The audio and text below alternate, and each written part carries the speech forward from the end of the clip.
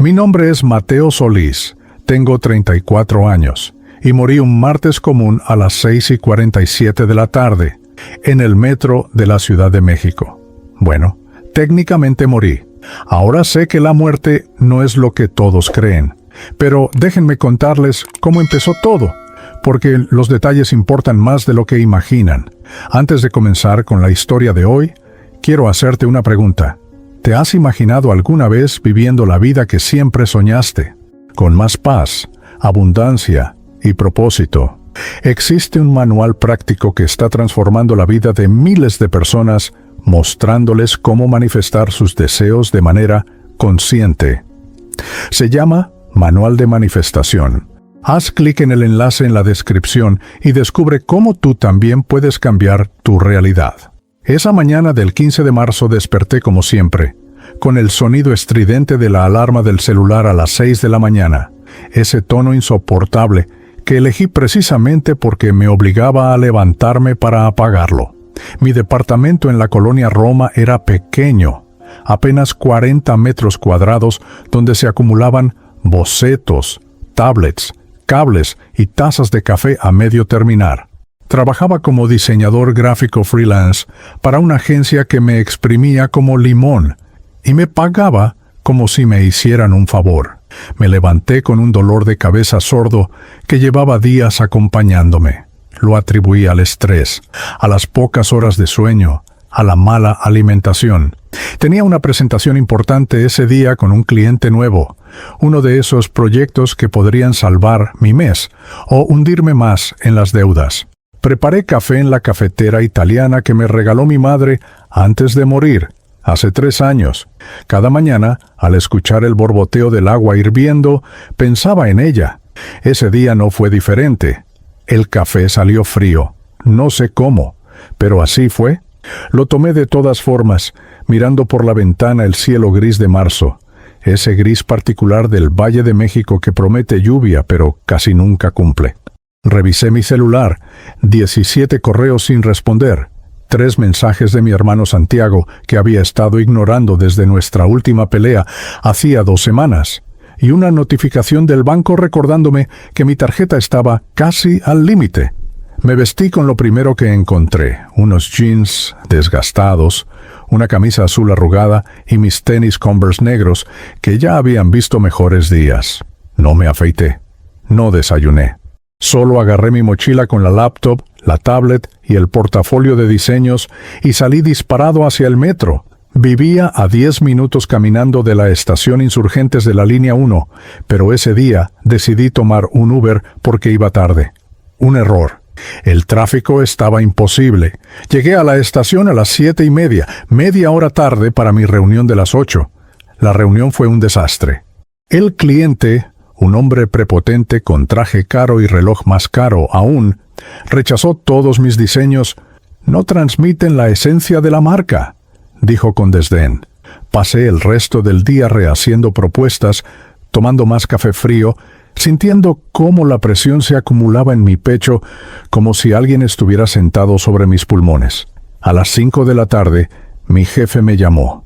«Mateo, necesitamos hablar sobre tu rendimiento», dijo con ese tono que todos conocemos, el que precede a las malas noticias. Le dije que podíamos hablar al día siguiente. Mentí diciendo que tenía un asunto familiar urgente. Colgué y me quedé mirando la pantalla de mi computadora. Los diseños rechazados, las capas de Photoshop que se burlaban de mi falta de inspiración. Decidí irme temprano. Eran las 6:15 cuando salí de la oficina en la Colonia Condesa. Normalmente me quedaba hasta las 8, pero ese día no podía más. Caminé hasta la estación Juárez de la línea 3. El aire estaba pesado, cargado de esa humedad que anuncia tormenta. Me dolía el pecho, pero lo ignoré. Llevaba días sintiéndolo y siempre pasaba. Bajé las escaleras del metro, pasé mi tarjeta por el torniquete y me sumergí en ese mundo subterráneo que millones de chilangos conocemos tan bien. El olor particular, mezcla de humanidad, fritangas, limpiadores químicos y aire reciclado. El ruido, Anuncios incomprensibles por los altavoces, conversaciones superpuestas, música de los vendedores ambulantes, el rugido metálico de los trenes. El andén estaba abarrotado, como siempre, a esa hora. La hora pico en el metro de la Ciudad de México es como un círculo del infierno de Dante que el poeta olvidó mencionar. Cuerpos apretados, empujones inevitables, ese calor sofocante que sube del subsuelo.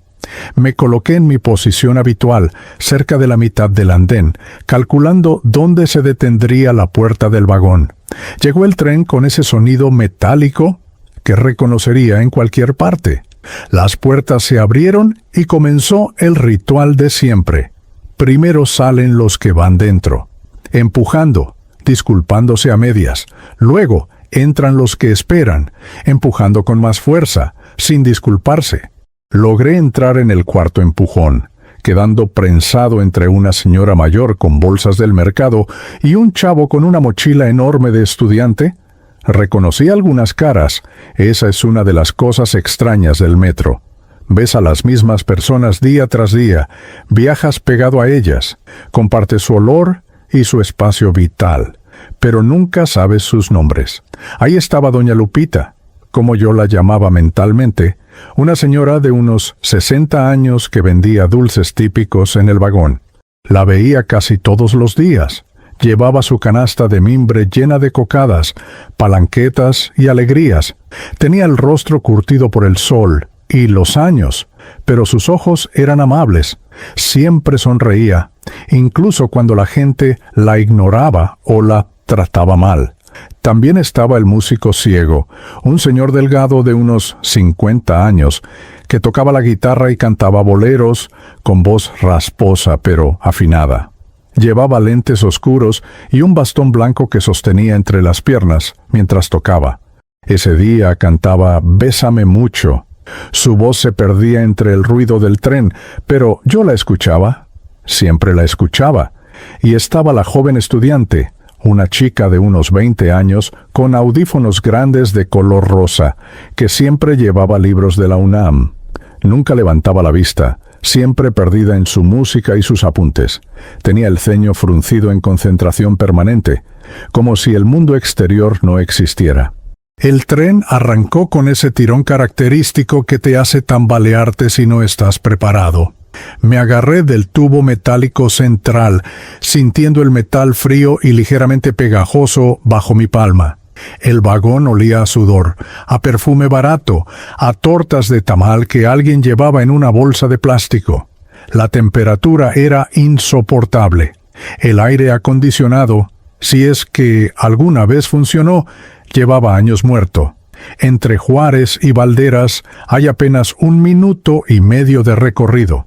90 segundos que esa tarde se convirtieron en la frontera entre mi vida y mi muerte. El tren aceleró en el túnel oscuro, las luces del vagón parpadeando como siempre. Sentí una presión extraña en el pecho, más fuerte que antes, como si alguien hubiera cerrado el puño alrededor de mi corazón y estuviera apretando. Me costaba respirar. El aire del vagón de repente parecía insuficiente, como si los 200 pasajeros estuviéramos compitiendo por las últimas moléculas de oxígeno. Intenté aflojar el cuello de mi camisa, pero tenía los brazos prensados contra mi cuerpo. El sudor me corría por la frente, por la espalda, frío. Un sudor frío que no tenía nada que ver con el calor del vagón. La visión se me nubló. Las caras alrededor empezaron a difuminarse, como si alguien hubiera pasado un filtro de desenfoque sobre la realidad. Escuchaba voces lejanas, distorsionadas. El canto del músico ciego se convirtió en un eco extraño, las palabras estiradas como chicle. Bésame, bésame mucho, como si fuera... Intenté decir algo, pedir ayuda, pero mi lengua era de plomo. Las piernas me flaquearon. Sentí que me caía, pero en cámara lenta, como en esas películas donde el protagonista se desploma y la escena se alarga dramáticamente. Vi el techo del vagón alejarse, las luces fluorescentes convirtiéndose en estrellas borrosas. Lo último que recuerdo de mi vida consciente fue el grito, un grito de mujer, agudo y aterrado. «¡Se está cayendo! ¡Alguien ayúdelo!». Era doña Lupita. Su voz atravesó la bruma de mi conciencia como un cuchillo. Luego, nada. Oscuridad. Silencio. Y entonces, algo completamente inesperado. Desperté. Pero no en el piso del vagón, sino flotando sobre él. Y lo que vi desde arriba cambiaría para siempre mi comprensión de la vida, de la muerte y de todo lo que existe entre ambas. Pero eso, queridos lectores, es el comienzo de la verdadera historia, porque resulta que morir no es el final, es apenas el momento en que bajas en una estación y subes a otro tren, un tren que va a lugares que ningún mapa del metro podría mostrarles jamás. No sé cómo explicar lo que se siente estar muerto y vivo al mismo tiempo. Las palabras del español, del inglés, de cualquier idioma humano son insuficientes para describir esa experiencia, pero intentaré, porque para eso estoy aquí, narrando esto a través de quien tiene la bondad de prestar su mano y su energía para que mi historia llegue a ustedes. Lo primero que noté fue el silencio. Un silencio tan absoluto que era casi un sonido en sí mismo. Había desaparecido el rugido constante del metro, el murmullo de 200 conversaciones simultáneas, el chirrido metálico de los frenos. Todo se había apagado como cuando presionas el botón de silencio en un control remoto. Pero no era un silencio vacío, era un silencio lleno, si eso tiene algún sentido, lleno de presencia, de conciencia, de algo que aún no podía nombrar. Lo segundo fue la perspectiva. Estaba mirando hacia abajo, pero no estaba parado en ningún lugar. Flotaba. Esa es la única palabra. Flotaba a unos 2 metros sobre el piso del vagón del metro, suspendido en el aire como un globo de helio que alguien había soltado, y abajo, tirado entre las piernas de los pasajeros aterrorizados, estaba mi cuerpo. Mi cuerpo. Esas 2 palabras suenan tan extrañas ahora, porque yo estaba ahí arriba, consciente, pensando, observando, pero mi cuerpo estaba ahí abajo, desplomado como un muñeco de trapo. Llevaba puesta mi camisa azul arrugada, mis jeans desgastados, mis Converse negros.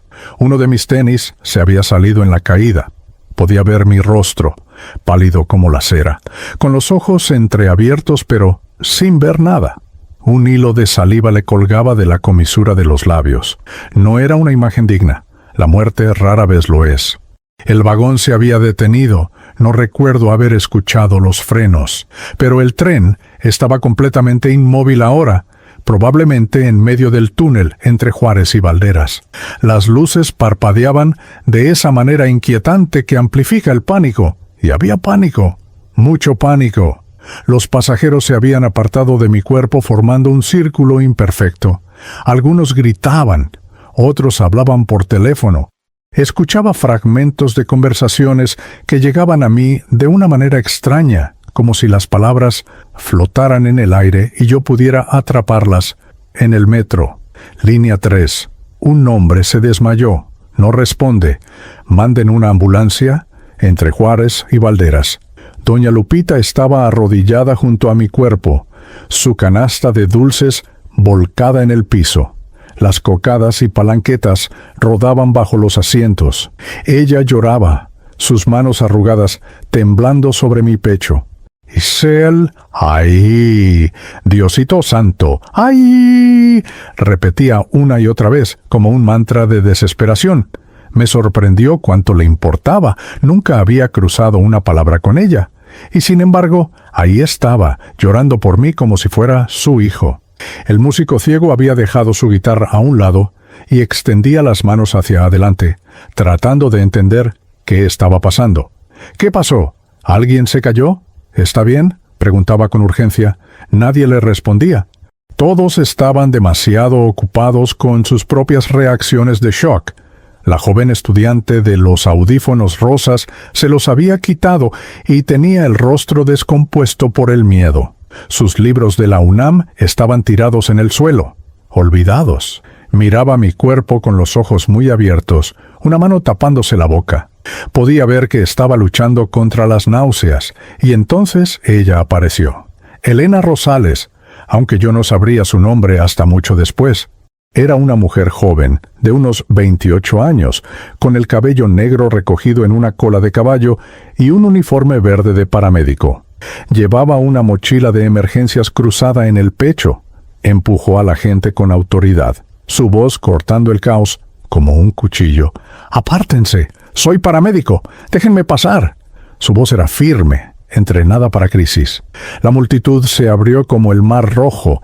Ella se arrodilló junto a mi cuerpo con movimientos precisos y profesionales. Colocó 2 dedos en mi cuello, buscando el pulso.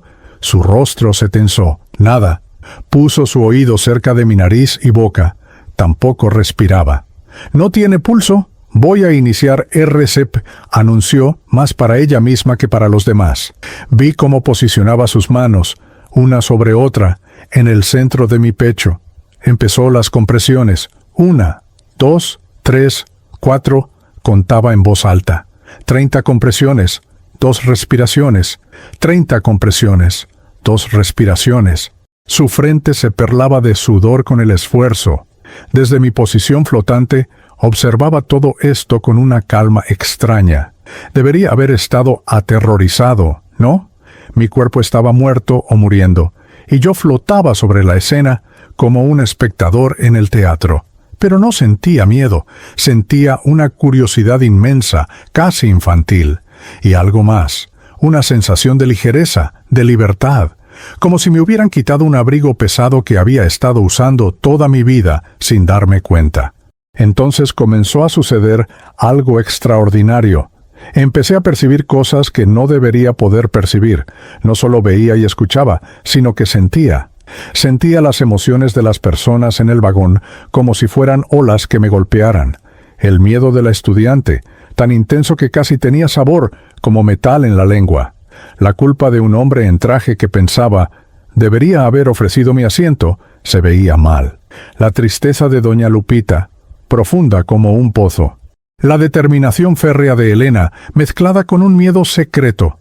Es mi primer caso real fuera del hospital. No puedo fallar. Por favor, Dios, no me dejes fallar. Y algo más. Podía sentir los pensamientos, no como palabras claras, sino como impresiones, como imágenes borrosas vistas a través de un vidrio empañado.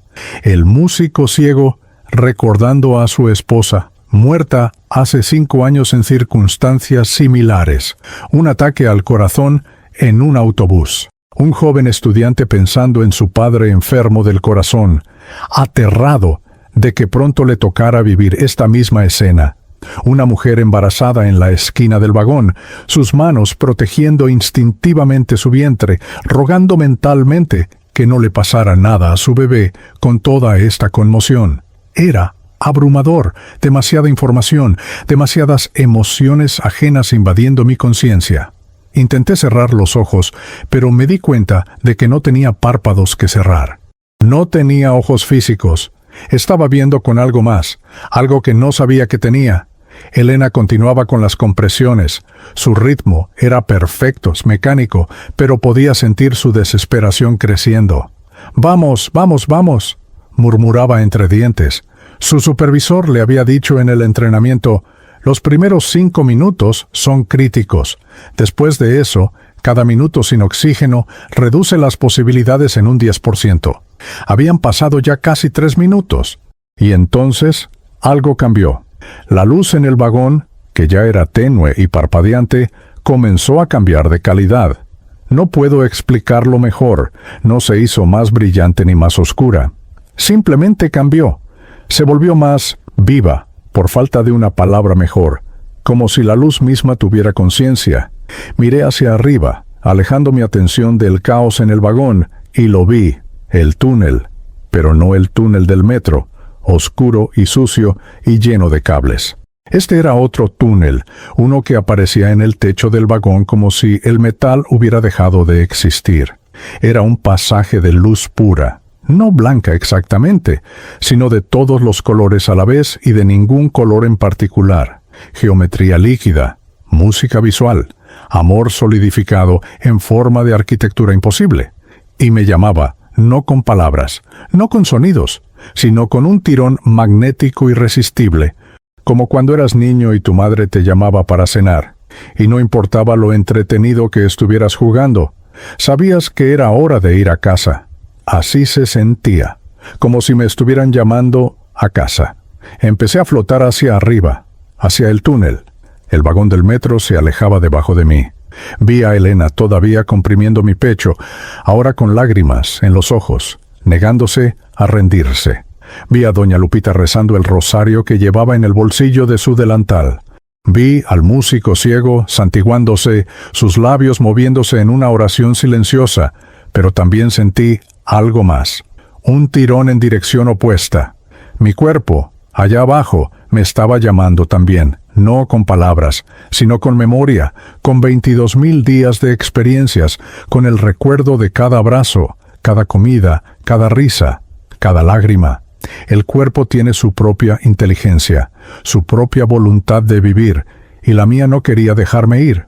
Me encontré suspendido entre dos fuerzas, dos direcciones, dos destinos. Arriba, el túnel de luz prometiendo una paz que nunca había conocido. Abajo, mi cuerpo roto pero aún no completamente muerto, anclándome a la existencia física con hilos invisibles pero tremendamente fuertes, y entonces la vi. Al final del túnel, lejana pero inconfundible, estaba mi madre, Mercedes Solís de Solís, muerta hacía 3 años de cáncer de páncreas, después de una batalla de 8 meses que la dejó convertida en un fantasma de sí misma. Pero ahí, en ese lugar imposible, estaba completa, joven, o tal vez sin edad, sonriendo con esa sonrisa que siempre reservaba solo para mí y para Santiago, extendiendo los brazos como solía hacer cuando éramos niños y volvíamos de la escuela. Mamá, intenté decir, pero no tenía boca, no tenía voz. Sin embargo, ella me escuchó, de alguna manera, me escuchó. Su sonrisa se ensanchó, pero también había algo más en su expresión. Sabiduría, compasión. Y algo que tardé un momento en identificar, una pregunta. No me estaba llamando imperativamente, me estaba ofreciendo una opción. Ven o quédate. Tu decisión. Abajo, Elena había empezado a cansarse. Sus compresiones se hacían más lentas, menos efectivas. «Vamos, carajo, no te me mueras», gruñó, y en su voz había tanta ferocidad, tanta negativa a aceptar el fracaso, que algo en mí respondió. Esta mujer, esta extraña que nunca había visto antes en mi vida, estaba luchando por mí con todo lo que tenía. ¿Cómo podía rendirme mientras ella no lo hacía? El vagón se sacudió. Habían logrado mover el tren hasta la estación Valderas. Las puertas se abrieron con un silbido hidráulico. Más paramédicos entraron corriendo, llevando una camilla, un desfibrilador, equipo de oxígeno. Elena les gritó algo sobre tiempo transcurrido, sobre ritmo cardíaco, sobre cosas técnicas que no entendí.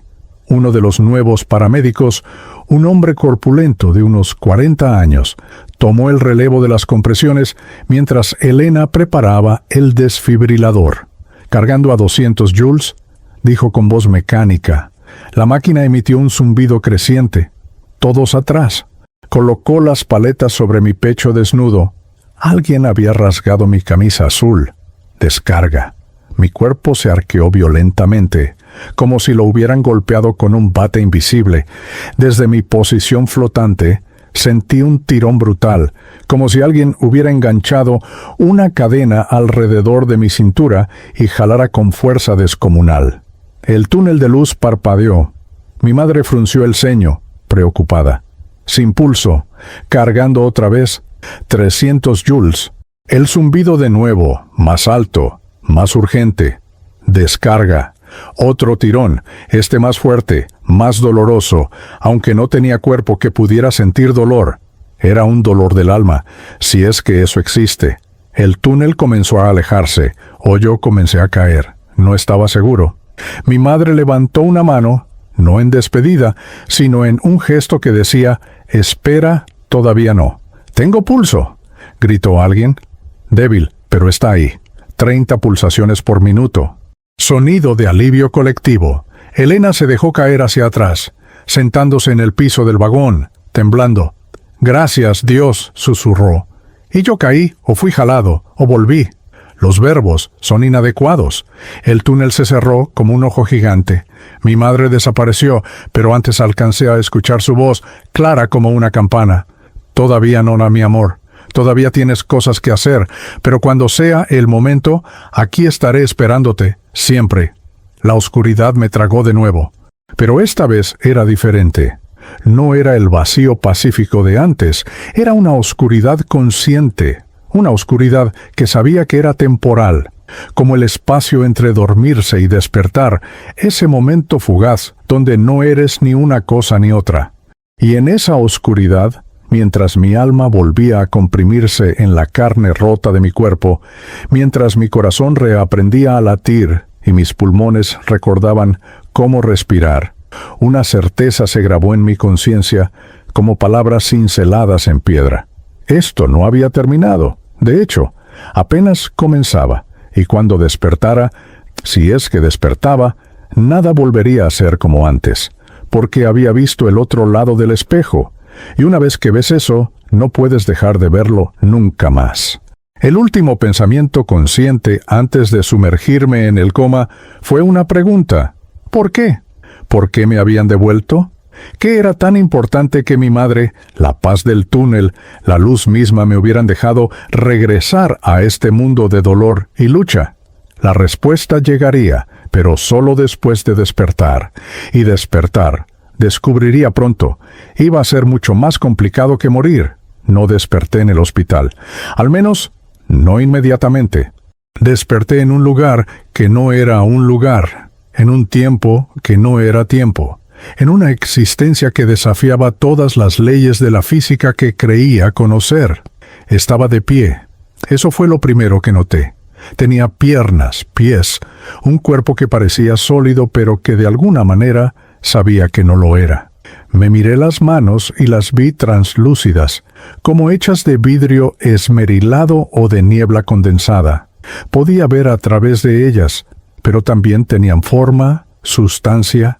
Cerré el puño y lo sentí. Toqué mi rostro y sentí los contornos familiares, mi nariz ligeramente torcida desde aquella pelea en la secundaria, la cicatriz pequeña en la ceja izquierda, la barba de 3 días que nunca me afeitaba completamente. ¿Dónde estaba? Miré alrededor y mi cerebro, o lo que quedaba de él en este estado, se negó inicialmente a procesar lo que veía. Estaba en una especie de sala, pero los límites eran imprecisos. Las paredes parecían existir y no existir simultáneamente. A veces eran sólidas, de un color que no puedo describir porque no existe en el espectro visible humano. Otras veces se volvían transparentes, y a través de ellas podía ver otras dimensiones, otros mundos, el tejido mismo de la realidad deshilachándose y reconstruyéndose constantemente. El suelo bajo mis pies era firme pero luminoso, como si estuviera parado sobre luz solidificada.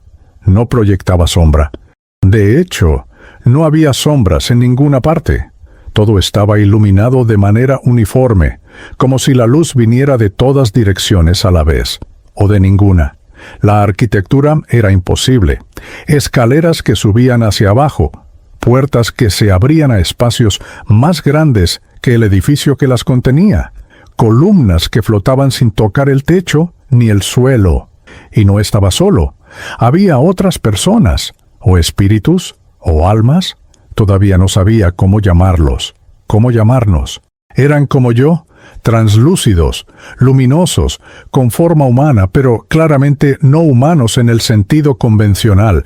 Algunos parecían confundidos, mirando alrededor, con la misma perplejidad que seguramente mostraba mi rostro. Otros parecían más tranquilos, resignados, como si ya hubieran aceptado dónde estaban. Una anciana estaba sentada en lo que podría describirse como un banco, aunque el banco parecía materializarse bajo ella más que haber estado ahí antes. Tenía el cabello blanco recogido en un moño. Usaba un vestido floreado que reconocí como del estilo de los años 70, y sus manos arrugadas sostenían un rosario que brillaba con luz propia. Rezaba en voz baja, sus labios moviéndose en las oraciones familiares del Ave María. Un joven de unos 25 años caminaba de un lado a otro, nervioso, frenético. Llevaba una chamarra de cuero con parches de bandas de rock, jeans rotos y botas militares. Tenía tatuajes en los brazos que parecían moverse, cambiar de forma. Su rostro mostraba una confusión que bordeaba el pánico. ¿Dónde está mi moto? ¿Dónde carajos está mi moto? Repetía una y otra vez, como si eso fuera lo único importante. Y había una niña, no más de 7 u 8 años, con coletas y un vestido blanco que podría haber sido de primera comunión. Estaba inmóvil, mirando fijamente al frente sin ver nada, con lágrimas silenciosas rodando por sus mejillas translúcidas. No hacía ningún sonido. Eso era lo más perturbador, el silencio absoluto de su llanto. Me acerqué a la anciana, porque parecía la más tranquila, la más accesible. «Disculpe», dije, y mi voz sonó extraña, como si viniera de muy lejos, aunque salía de mi propia garganta. «¿Dónde estamos?». Ella levantó la vista de su rosario y me miró con ojos increíblemente bondadosos, ojos que habían visto mucho sufrimiento, pero también mucha belleza. «Ay, mijito», dijo con acento que ubicaba de algún lugar del sur de México, tal vez Oaxaca. «Estamos en el lugar de en medio, entre el allá y el acá, entre lo que fuimos y lo que seremos. ¿Estamos muertos?», pregunté, aunque ya conocía la respuesta. «Algunos sí, otros no tanto. Otros todavía están decidiendo». Sonrió, y en esa sonrisa había una paz que envidié. «Yo soy Carmela Ruiz Méndez, para servirle a Dios y a usted. Morí esta mañana en mi cama, rodeada de mis nietos. Fue bonito, tranquilo, estaba lista». «¿Yo soy Mateo?», respondí automáticamente. «¿Mateo Solís?». «Yo. Creo que morí en el metro, o casi morí, no estoy seguro». «El metro», repitió Carmela con una mueca de simpatía. «Qué manera más fea de irse, ¿no?». «Yo siempre le tuve miedo al metro. Tanta gente, tanto apuro. Preferí morirme en mi camita con el olor de las flores que mis nietos me trajeron y el sonido de sus oraciones». El joven de la chamarra de cuero se acercó a nosotros, sus ojos salvajes. «¿Ustedes también están atrapados aquí? ¿Dónde chingados estamos?». «Yo iba en mi moto por Insurgentes. Iba rápido, sí, pero controlaba la moto perfectamente, y entonces ese pinche camión se atravesó y...». Se detuvo, su rostro descomponiéndose al recordar. «Ay, no. Mi mamá va a estar destrozada. Soy su único hijo. No puede ser. Tiene que haber un error». «No hay errores, hijo», dijo Carmela con gentileza. «Aquí no hay errores, solo hay caminos». «No», gritó el joven, «no acepto esto. Tengo 26 años. Iba a casarme en 2 meses. Daniela me está esperando. Tenemos planes. Tenemos...». Su voz se quebró y se dejó caer de rodillas, aunque no había realmente un suelo sobre el cual arrodillarse. «No es justo», sollozó. «No es justo». Me arrodillé junto a él, poniendo una mano en su hombro. Esperaba que mi mano lo atravesara, que fuéramos demasiado etéreos para el contacto físico, pero no. Lo sentí sólido bajo mi palma. «¿Cómo te llamas?», le pregunté suavemente. «Javier», respondió entre sollozos. «Javier Mendoza». Antes de que pudiera decir algo más, una voz resonó en el espacio. Una voz que no venía de ningún lugar específico, sino que parecía emanar del aire mismo, de las paredes translúcidas, del suelo luminoso. Una voz que era simultáneamente masculina y femenina, joven y anciana, única y coral. «Bienvenidos, almas viajeras, bienvenidos al umbral». Todos miramos alrededor, buscando la fuente de la voz. Hasta la niña dejó de llorar silenciosamente y levantó la vista, y entonces él apareció. No sé cómo describirlo. Materializó frente a nosotros, o tal vez siempre había estado ahí y recién ahora podíamos verlo. Era un hombre mayor, de unos 70 años, con cabello blanco perfectamente peinado hacia atrás. Vestía la sotana negra de un sacerdote católico, con el alzacuellos blanco inmaculado. Sus ojos eran de un azul intenso, penetrante, pero no intimidante. Había humor en esos ojos, y compasión infinita. «Permítanme presentarme», dijo con una sonrisa cálida. «Soy el padre Julián Castañeda. Aunque esos títulos terrenos ya no significan mucho aquí, Morí en 1987, un infarto fulminante mientras daba misa en la Basílica de Guadalupe. Fue bastante dramático, debo admitir. Me desplomé justo después de elevar la hostia. Varios feligreses pensaron que era un milagro. Rió suavemente. No lo era. Solo era mi hora. ¿Usted es un ángel?, preguntó Carmela con reverencia. No, querida Carmela. Solo soy un alma que ha estado aquí un poco más de tiempo que ustedes. Un guía, si quieren llamarme así. Alguien que ayuda a los recién llegados a entender dónde están y qué opciones tienen. ¿Opciones?, repetí. ¿Qué tipo de opciones? El padre Julián me miró directamente y sentí que veía a través de mí, no solo mi forma espiritual, sino cada pensamiento, cada memoria, cada secreto que había guardado. No fue invasivo, fue simplemente completo. Ah, Mateo Solís. Tu caso es interesante. No estás completamente muerto, ¿sabes? Tu cuerpo sigue luchando. Tu corazón late, aunque débilmente. Tus pulmones respiran con ayuda de máquinas. Estás en coma en el Hospital General, y los médicos no saben si despertarás. Estás en el filo de la navaja, balanceándote entre dos mundos. Entonces, ¿puedo volver?, pregunté con urgencia. Puedes, pero primero, hay cosas que debes entender. ¿Todos ustedes?, dijo, dirigiéndose ahora al grupo completo. Había más almas apareciendo constantemente, materializando en este espacio imposible. Este lugar, al que llamamos el umbral, no es el cielo ni el infierno. No es el purgatorio ni el limbo, es una estación de transferencias, por así decirlo, un lugar donde las almas vienen a comprender lo que vivieron, a procesar su existencia terrena y a decidir qué sigue. ¿Decidir?, preguntó Javier, limpiándose las lágrimas. ¿Quieres decir que tenemos opción? Siempre hay opciones, hijo. Algunos ya han completado su ciclo terrestre y están listos para avanzar hacia otros planos de existencia. Otros, como Carmela aquí, que vivió una vida plena y murió en paz, solo necesitan un poco de tiempo para soltar los últimos apegos antes de seguir adelante. El padre Julián sonrió a la anciana, quien asintió con tranquilidad. Y otros, como tú, Javier, murieron con tanto pendiente, con tanto sin decir, que necesitan procesar antes de poder avanzar. ¿Y la niña?, pregunté, mirando a la pequeña que seguía inmóvil, con su vestido blanco y sus coletas perfectas. El rostro del padre Julián se entristeció. Los niños son los más difíciles. Ella no entiende lo que pasó. Su mente joven no puede procesar el concepto de muerte. Necesitará guía especial, amor especial, antes de que pueda soltar y seguir adelante. Caminó hacia ella y se arrodilló frente a la niña.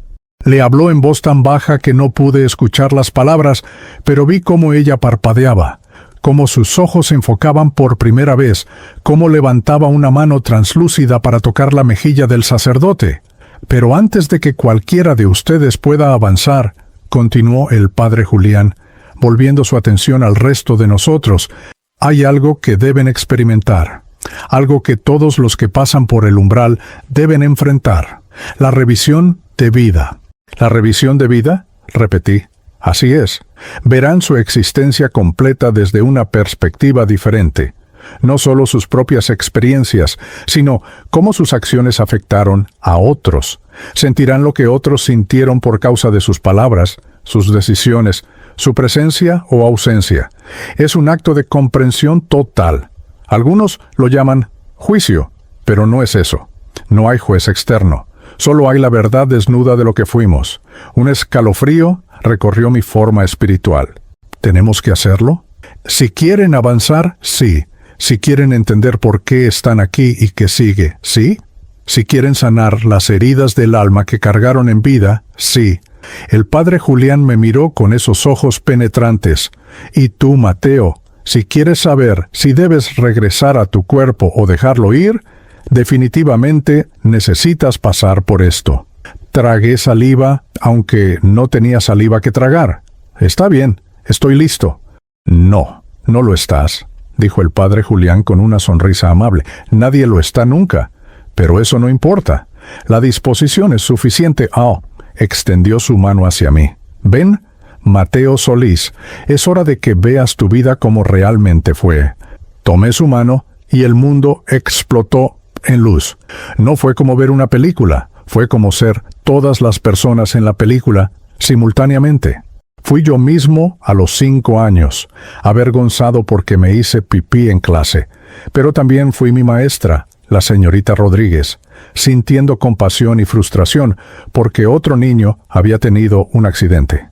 Fui yo a los 12 años robando dinero de la cartera de mi madre para comprar videojuegos, pero también fui mi madre, sintiendo la traición y la tristeza de que su hijo le mintiera.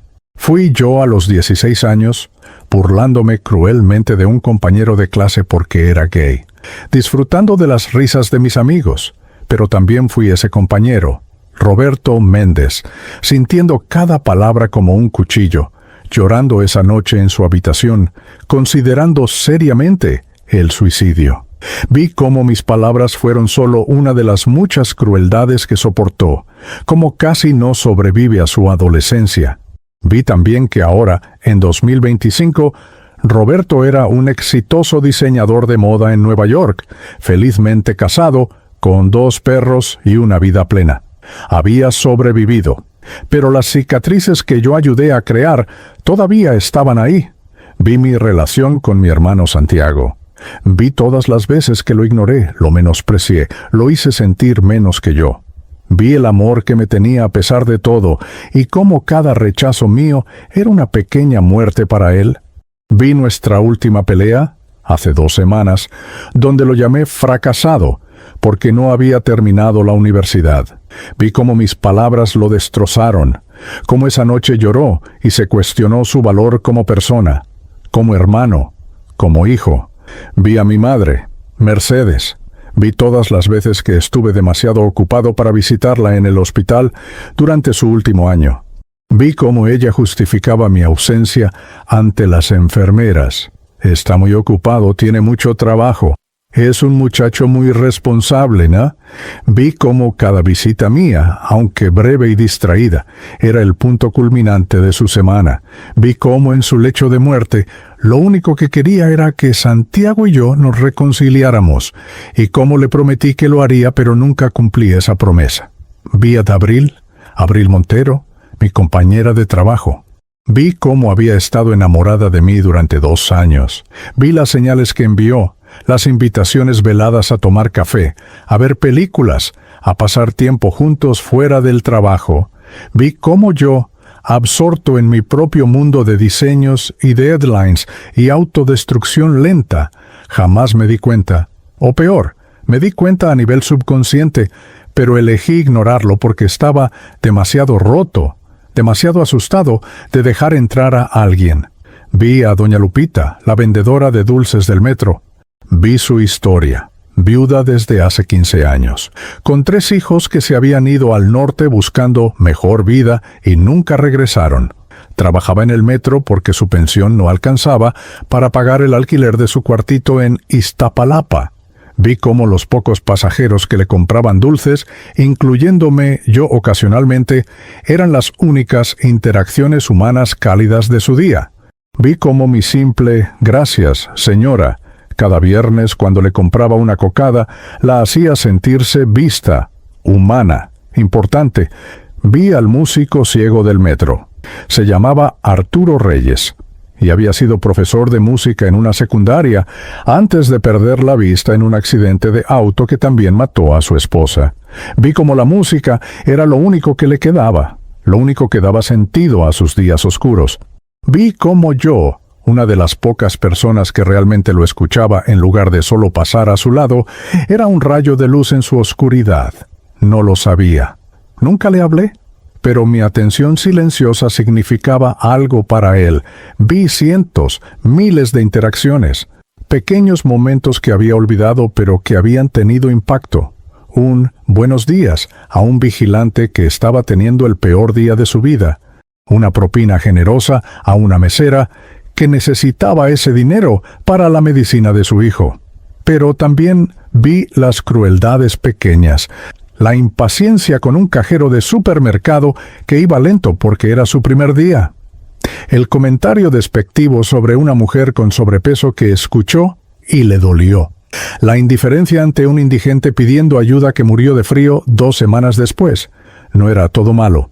Vi actos de bondad también. Vi cómo había ayudado a un compañero nuevo en el trabajo a aprender los programas de diseño. Y cómo ese compañero, Carlos Vega, ahora tenía una carrera exitosa en parte gracias a mi paciencia. Vi cómo había defendido a una secretaria que estaba siendo acosada por el jefe, y cómo ella nunca olvidó ese momento de valentía de mi parte.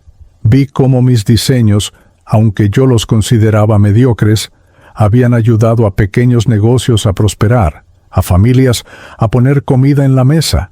Pero lo que más me impactó fue ver los momentos que nunca viví, las oportunidades perdidas, la conversación con mi hermano que nunca tuve, la cita con Abril que nunca acepté, el viaje con mi madre que pospuse hasta que fue demasiado tarde, las palabras «te amo» que nunca dije, los abrazos que retuve, los perdones que nunca ofrecí. Vi mi vida no como la historia de un héroe o un villano, sino como la historia de un ser humano promedio que hizo lo mejor que pudo con las herramientas emocionales limitadas que tenía. Vi que no era especialmente malo, pero tampoco era especialmente bueno. Era simplemente Mateo, tratando de sobrevivir día a día, sin darme cuenta de que la vida no se trata de sobrevivir, sino de conectar. Cuando la visión terminó, estaba de rodillas en el umbral, llorando. Lágrimas que no eran físicas, pero que se sentían más reales que cualquier lágrima que hubiera derramado en vida. El padre Julián estaba junto a mí, su mano en mi hombro. «Duele, ¿verdad?», dijo suavemente. «Ver la verdad completa siempre duele, pero también sana, porque ahora entiendes. Ahora ves el patrón completo, no solo los hilos individuales». «Desperdicié tanto», susurré. «Tanto tiempo, tantas oportunidades, tanto amor». «Sí», concordó el padre Julián. «Fermes, pero también creaste belleza, también tocaste vidas, también importaste». Y aquí está la pregunta crucial. Mateo Solís, ¿ha terminado tu historia? ¿O hay más capítulos por escribir? Levanté la vista hacia él. «¿Qué quieres decir?» «Tu cuerpo sigue vivo, apenas, pero vivo. Tienes una opción que Javier no tiene, que Carmela no necesita. Puedes regresar, puedes tomar todo lo que aprendiste aquí y aplicarlo. Puedes cerrar los círculos que dejaste abiertos. Puedes decir las palabras que no dijiste. Puedes ser la persona que ahora sabes que puedes ser». Hizo una pausa, pero no será fácil. Regresar tiene un precio. Recordarás todo esto, pero vivir con ese conocimiento en el mundo físico es agotador. Verás cosas que otros no ven, sentirás cosas que otros no sienten. Serás diferente, y eso te aislará de muchas maneras. «¿Y si me quedo?», pregunté. «Si te quedas, seguirás adelante. Encontrarás paz. Te reunirás con tu madre, con aquellos que amaste y te amaron. Aprenderás cosas que ningún ser viviente puede imaginar. No es una mala opción, es Mateo. Para nada. Pensé en Santiago, en Abril, en mi padre, que todavía vivía, alcohólico y solo, en Monterrey, en las palabras que debía decir, en los abrazos que debía dar, en la vida que podría vivir si tenía una segunda oportunidad. Y pensé en las palabras de mi madre antes de que el túnel se cerrara. «Todavía tienes cosas que hacer». «¿Qué cosas?», pregunté en voz alta. «¿Qué es tan importante que deba regresar?». El padre Julián sonrió.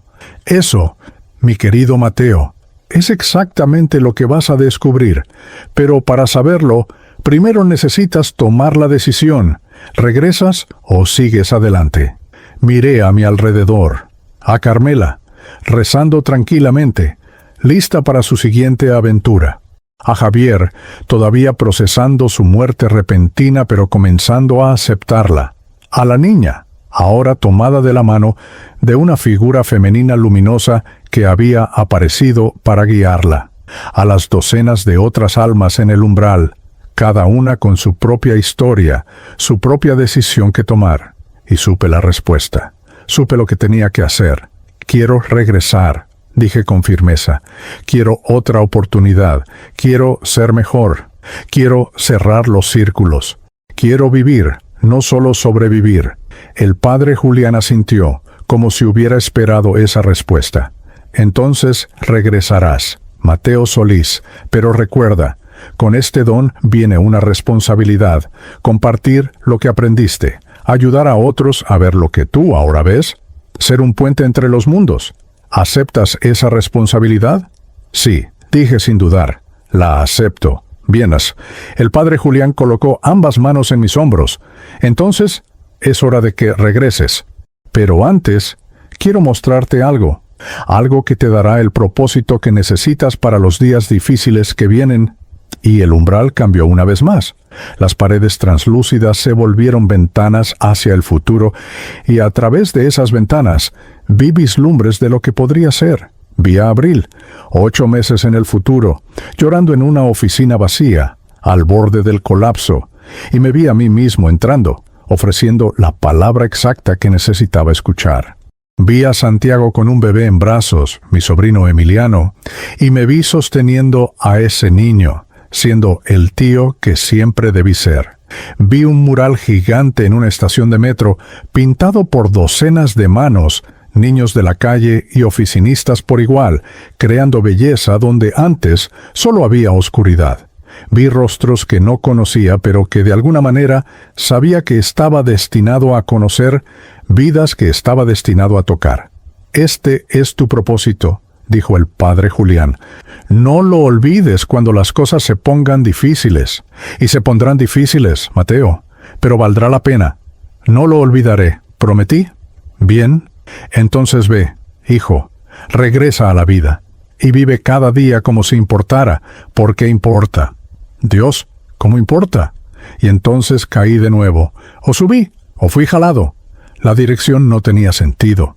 Solo sabía que el umbral se desvanecía, que el padre Julián me decía adiós con la mano, que Carmela me sonreía, que Javier me hacía un gesto de aprobación con el pulgar arriba, que la niña me despedía con su manita translúcida.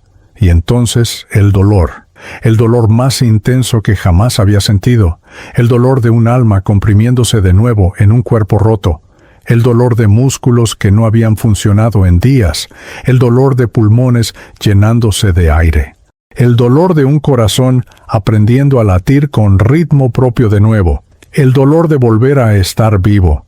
Y justo antes de perder la conciencia, antes de sumergirme en otro tipo de oscuridad, la oscuridad del sueño profundo de un cuerpo en recuperación, escuché una última voz, la voz de mi madre, susurrando desde muy lejos: «Bienvenido de vuelta, mi amor. Ahora empieza la parte difícil, pero yo estaré vigilándote. Siempre. El umbral no te suelta fácilmente». Incluso después de tomar la decisión de regresar, incluso después de que el padre Julián me bendijera y me enviara de vuelta, hubo un período extraño donde existí en múltiples lugares a la vez. Mi conciencia estaba fragmentada, como un espejo roto donde cada pedazo reflejaba una realidad diferente. En una parte de mí seguía en el umbral.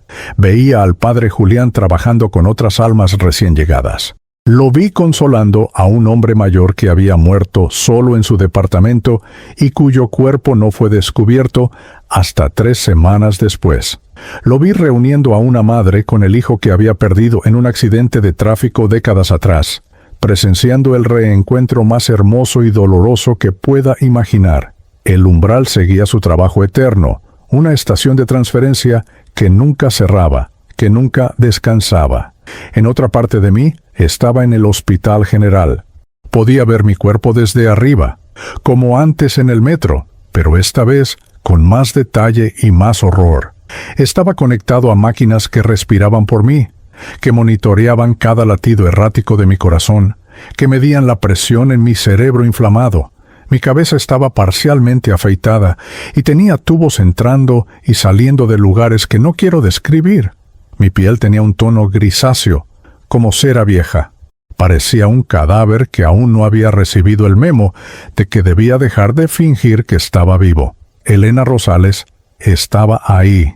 La paramédico que me había salvado en el metro no estaba de servicio. Llevaba ropa casual, jeans y una sudadera de la Universidad Nacional. Estaba sentada en una silla junto a mi cama, aunque no debería estar ahí, aunque no me conocía de nada. Sostenía mi mano inerte y hablaba en voz baja. «No sé si puedes escucharme», decía. «Los médicos dicen que a veces las personas en coma pueden oír. No sé si es verdad, pero necesito decirte algo. Eras mi primer caso real, mi primer paro cardíaco fuera de las prácticas del hospital. Estaba aterrada. Pensé que te perdería, pensé que lo haría mal y sería mi culpa». Su voz se quebró. «Pero no te rendiste. Tu corazón volvió a latir.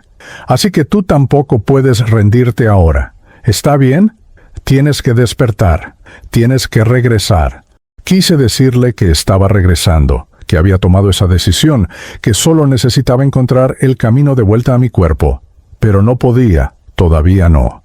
En otra parte de mí, estaba en un lugar que no era exactamente el umbral, pero tampoco era el mundo físico. Era un espacio intermedio, una antesala. Y no estaba solo. El padre Julián estaba conmigo, aunque su forma era menos sólida ahora, más como una impresión de luz que como una persona. «Antes de que regreses completamente», dijo, «hay cosas que debes entender sobre lo que te espera. Cada alma que regresa de este lado lleva consigo un don y una maldición. Son la misma cosa, en realidad, vista desde ángulos diferentes». «¿Qué tipo de don?», pregunté. «Percibirás cosas que otros no pueden. Verás el aura de las personas, esa energía que rodea a todos los seres vivos. Sabrás cuando alguien está cerca de la muerte, porque su luz comienza a cambiar, a prepararse para el viaje. Sentirás emociones con una intensidad que puede ser abrumadora, y ocasionalmente, muy ocasionalmente, podrás ver a aquellos que están en el umbral, atrapados entre mundos, necesitando ayuda para seguir adelante». Un escalofrío recorrió mi forma espiritual. «No estoy seguro de querer eso. Nadie lo está, pero es el precio del regreso. Verás, Mateo, la barrera entre los mundos se vuelve más delgada para aquellos que la han cruzado. Es como si hubieras aprendido un idioma nuevo. Una vez que lo conoces, no puedes dejar de entenderlo. Escucharás conversaciones que otros no oyen. Verás movimientos en el rabillo del ojo que otros ignoran, y cargarás con el conocimiento de que la muerte no es el final, lo cual suena reconfortante, pero en realidad puede ser terriblemente solitario. ¿Por qué solitario? Porque nadie te creerá. O peor, te creerán pero tendrán miedo. Los humanos temen lo que no entienden, y tú, mi querido Mateo, te convertirás en algo que la mayoría no puede entender». El padre Julián me miró con compasión infinita. «Pero no estás solo. Hay otros como tú, repartidos por el mundo. Personas que han regresado, médiums, aunque esa palabra está tan cargada de malentendidos. Simplemente son puentes, como tú lo serás. ¿Y qué se supone que haga con este don? Lo que tu corazón te dicte. Algunos eligen ayudar a los vivos a conectar con los muertos. Otros se enfocan en ayudar a los espíritus atrapados a encontrar su camino. Otros simplemente viven sus vidas con mayor conciencia, siendo más amables, más presentes, más vivos, precisamente porque conocen lo que viene después». Hizo una pausa. «Pero en tu caso, Mateo, hay algo específico. Te mostré vislumbres del futuro, ¿recuerdas?». Asentí, recordando las ventanas en el umbral. «Abril, mi sobrino, el mural». «Exactamente. Esos no son simplemente posibilidades, son puntos de anclaje, momentos específicos donde tu presencia es crucial. No puedo decirte exactamente qué hacer o cómo llegar ahí. El libre albedrío sigue siendo sagrado, pero puedo decirte esto. Si sigues los impulsos de tu corazón sanado, si prestas atención a las sincronicidades, si te mantienes abierto a las señales, llegarás a donde necesitas estar». «¿Señales? ¿Qué tipo de señales?». «Encontrarás a alguien leyendo un libro específico justo cuando necesitas ese mensaje. Escucharás una canción en la radio con letras que responden una pregunta que te estabas haciendo. Te toparás con personas que parecen haber aparecido de la nada, pero que tienen exactamente la información o la ayuda que necesitas. El universo conspira para ayudar a aquellos que están cumpliendo su propósito. Mateo, solo tienes que estar atento». «Suena místico», dije con una pizca de escepticismo. El padre Julián rió. Suena místico, porque hemos olvidado cómo funciona realmente el mundo. Hemos construido ciudades de concreto y rascacielos de acero, y nos hemos convencido de que eso es la realidad. Pero debajo, alrededor, a través de todo eso, fluye la verdadera realidad, una red de conexiones, de energía, de amor que une todas las cosas. Tú ahora puedes percibir esa red. Úsala sabiamente. Antes de que pudiera responder, el espacio intermedio comenzó a cambiar. Las paredes, si es que se les podía llamar así, se volvieron más transparentes. A través de ellas, comencé a ver no solo el hospital donde yacía mi cuerpo, sino otros lugares, otros momentos. Vi a mi hermano Santiago en su departamento pequeño en la colonia Narvarte. Estaba sentado en el borde de su cama, sosteniendo su teléfono celular, mirando fijamente mi número en sus contactos. Había escrito y borrado un mensaje unas 20 veces. El mensaje actual decía: «Hermano, escuché lo que pasó. Estoy yendo al hospital», pero no lo enviaba. Su dedo flotaba sobre el botón de enviar, temblando. El orgullo y el dolor de nuestra última pelea luchaban contra el amor fraternal y el miedo de perderme. Finalmente, borró el mensaje de nuevo y dejó el teléfono a un lado, cubriéndose el rostro con las manos. Vi a Abril Montero en la oficina. Era tarde, pasadas las 9 de la noche. Todos se habían ido. Ella estaba en mi escritorio, mirando mis bocetos sin terminar, las capas abiertas en mi computadora que nadie había apagado. Tocó suavemente mi taza de café, todavía ahí, desde el día que colapsé. Tenía lágrimas corriendo por sus mejillas. «Idiota», susurró. «Idiota por no darte cuenta. Idiota por no decirme nada. Idiota por casi morirte sin saber que...». Se detuvo, incapaz de terminar la frase. Cerró mi laptop con cuidado, casi reverencia, y apagó la luz de mi escritorio antes de irse, sus hombros temblando, con sollozos silenciosos. Vi a mi padre, Héctor Solís, en Monterrey. Estaba en un bar, como de costumbre, en su cuarto whisky de la noche. El cantinero, un hombre que lo conocía desde hace años, le había dado la noticia. «Don Héctor, llamaron del hospital en la Ciudad de México. Es sobre su hijo Mateo, Mi padre no había dicho nada, solo había pedido otro trago, pero ahora, solo en su mesa de esquina, miraba fijamente su vaso con expresión devastada. Sus manos temblaban. En 30 años de alcoholismo funcional, rara vez perdía el control, pero ahora estaba cerca, muy cerca. «Mercedes», murmuró el nombre de mi madre, muerta hace 3 años. «Mercedes, no puedo perder también a mi hijo. No puedo. Yo nunca le dije...» Se calló bebiendo el whisky de un solo trago, como si pudiera ahogar las palabras no dichas. Vi a doña Lupita, la vendedora de dulces. Estaba en su cuartito en Iztapalapa, un espacio de 15 metros cuadrados con paredes de lámina y piso de cemento agrietado. Tenía un altar improvisado en una esquina, una imagen de la Virgen de Guadalupe, algunas velas, y ahora una foto mía que había tomado con su celular viejo, sin que yo me diera cuenta. Era de varios meses atrás, yo sonriendo mientras le compraba una cocada. Virgencita, rezaba: «Protege a ese muchacho. Era bueno conmigo. Siempre me compraba dulces los viernes. Siempre decía gracias como si importara. No dejes que se muera, por favor. Ya bastante muerte hay en este mundo, Pean». Vi al músico ciego, Arturo Reyes. Estaba en su habitación, acostado en la oscuridad, que era su constante compañera. Su guitarra estaba en su regazo, pero no tocaba. Solo la sostenía como a un ser querido. «Había alguien que escuchaba», dijo al vacío. En ese vagón lleno de gente sorda, había alguien que realmente escuchaba. Yo lo sentía. Sentía su atención como calor en mi rostro. Y ahora su voz se quebró. «Ahora se ha ido, ¿verdad? Siempre se van. Todos se van». Comenzó a tocar, no un bolero esta vez, sino algo más triste, más íntimo. Una melodía que inventaba en el momento. Una elegía para un amigo que nunca conoció, pero que de alguna manera había iluminado sus días oscuros. «¿Por qué me muestras esto?», le pregunté al padre Julián, con la voz ahogada por la emoción. ¿por qué me haces ver cuánto dolor está causando mi ausencia? No para torturarte, respondió gentilmente, sino para mostrarte cuánto importas, cuánto importa cada vida, cada conexión, cada pequeño acto de bondad.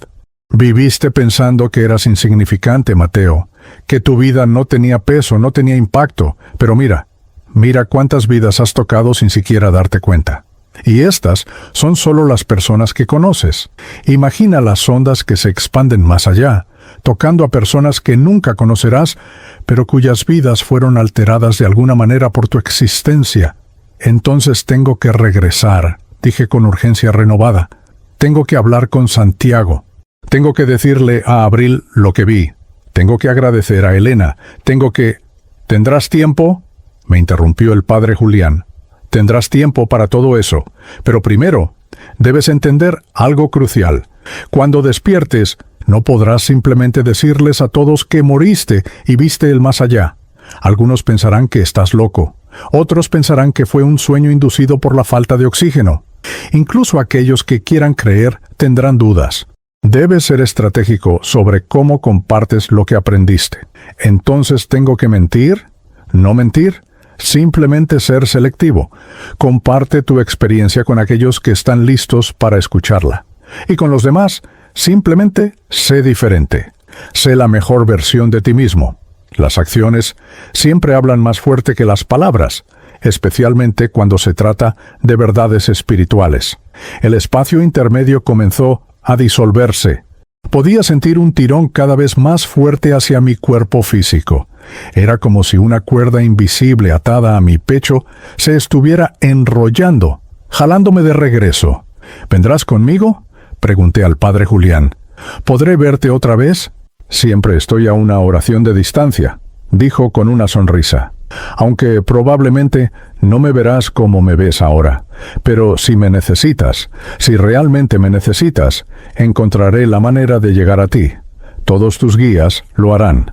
Tu madre especialmente. Ella ha estado esperando poder ayudarte desde el otro lado. Ahora finalmente podrá hacerlo de maneras que notarás. Tengo miedo, admití. Miedo de fracasar, miedo de desperdiciar esta segunda oportunidad.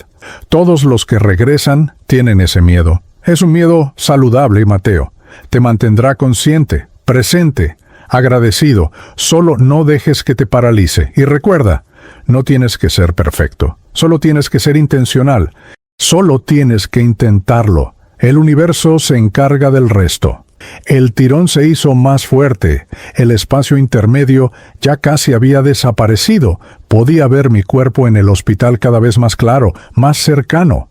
Elena todavía estaba ahí, aunque ahora una enfermera le estaba diciendo que tenía que irse, que no era horario de visitas, que no era familia. «¿Espera?», dije con urgencia. «¿Qué pasa con los otros?». «Con Javier y Carmela y la niña. Cada uno está en su propio viaje. Carmela ya siguió adelante, reunida con su esposo y sus padres. Está en paz. Javier está procesando, sanando, eventualmente también seguirá adelante. Y la niña está siendo cuidada por guías especializados en almas jóvenes. Todos están bien, Mateo. El umbral cuida a sus propios. ¿Y tú? ¿Por qué te quedas en el umbral en lugar de seguir adelante? La sonrisa del padre Julián se ensanchó.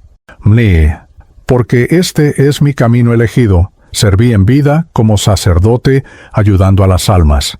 Ahora sirvo en muerte de la misma manera.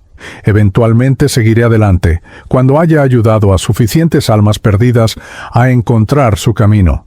Pero por ahora, estoy exactamente donde necesito estar, al igual que tú estás a punto de estar exactamente donde necesitas estar. El tirón se volvió irresistible. Ya no estaba flotando en el espacio intermedio. Estaba cayendo, o siendo jalado, o ambas cosas a la vez. El padre Julián se alejaba, su forma de luz volviéndose cada vez más tenue. «Gracias», grité, no seguro de si me podía escuchar. «Gracias por todo». Su voz llegó a mí, débil pero clara. «No me agradezcas a mí, agradece cada día que despiertes, agradece cada respiración, agradece cada oportunidad de hacer una diferencia. Y vive, Mateo Solís. Vive tan completamente que cuando realmente sea tu hora de regresar aquí, No tengas arrepentimientos, solo gratitud. Y entonces estuve de vuelta en mi cuerpo. El dolor fue instantáneo y total. Cada nervio gritaba. Mis pulmones ardían como si hubiera inhalado fuego. Mi corazón latía de manera caótica, luchando por encontrar su ritmo. Tenía tubos en mi garganta, agujas en mis brazos, presión en mi cabeza. Quise gritar, pero no podía. Quise moverme, pero mis músculos no respondían. Estaba atrapado en una prisión de carne que había olvidado lo que era estar viva. Entré en pánico. Después de la libertad del umbral, después de flotar sin peso y sin dolor, estar de vuelta en este cuerpo roto era insoportable. Quería salir de nuevo. Quería volver a esa paz, esa ligereza. Pero entonces escuché una voz, la voz de Elena, todavía ahí a pesar de las protestas de la enfermera. Sus signos vitales están cambiando. ¿Lo ven? Su ritmo cardíaco está aumentando. Su presión arterial está subiendo. Algo está pasando. Más voces. Médicos corriendo. Luces brillantes, incluso a través de mis párpados cerrados. Comandos urgentes. Prepárense, Dante. Podría estar teniendo una convulsión. No, esperen. Miren sus ojos. Hay movimiento REM. Podría estar despertando. Despertando. Tenía que despertar. Tenía que regresar completamente. Santiago necesitaba saber que lo amaba. Abril necesitaba saber que la había visto. Mi padre necesitaba escuchar que lo perdonaba. Había tanto que hacer, tanto que decir, tanto que vivir. Con un esfuerzo que no sabía que poseía, empujé contra la oscuridad. Empujé hacia la luz. No la luz del umbral esta vez, sino la luz dura y fluorescente del mundo físico. Empujé hacia el dolor, porque el dolor significaba vida. Empujé hacia las voces, hacia las manos que me tocaban, hacia cada sensación incómoda y maravillosa de estar vivo, y lentamente, como el amanecer tras la noche más larga, mis ojos comenzaron a abrirse. Lo primero que vi fue borroso, formas indistintas, luces brillantes, sombras moviéndose. Luego, gradualmente, las formas se definieron. Un techo, paneles fluorescentes, una cara inclinándose sobre mí, una mujer con scrubs verdes, una doctora. ¿Sí, señor Solís? ¿Puede escucharme? Si puede escucharme, parpadeé 2 veces. Intenté parpadear. Fue más difícil de lo que imaginaba. Mis párpados pesaban como plomo, pero lo logré. 1 vez, 2 veces. Exclamaciones de asombro. Está respondiendo. Está consciente. Más movimiento. Alguien verificando las máquinas. Alguien más ajustando los tubos. Y entonces vi a Elena. Estaba en la esquina de la habitación, donde la enfermera la había empujado, con las manos cubriendo su boca, lágrimas corriendo por su rostro. Nuestros ojos se encontraron, y en ese momento, sin palabras, algo pasó entre nosotros. Un reconocimiento, una conexión que trascendía las circunstancias normales de conocer a alguien. Intenté sonreír, pero tenía un tubo en la garganta. Intenté levantar mi mano, pero estaba demasiado débil. Todo lo que pude hacer fue mantener el contacto visual con ella, esperando que pudiera ver en mis ojos lo que quería decir. Gracias, me salvaste. Y de alguna manera, de maneras que aún no entiendo, estás destinada a ser parte de lo que viene después. La doctora estaba diciendo algo sobre remover gradualmente el tubo respiratorio, sobre monitoreo, sobre terapia física. Pero yo apenas la escuchaba.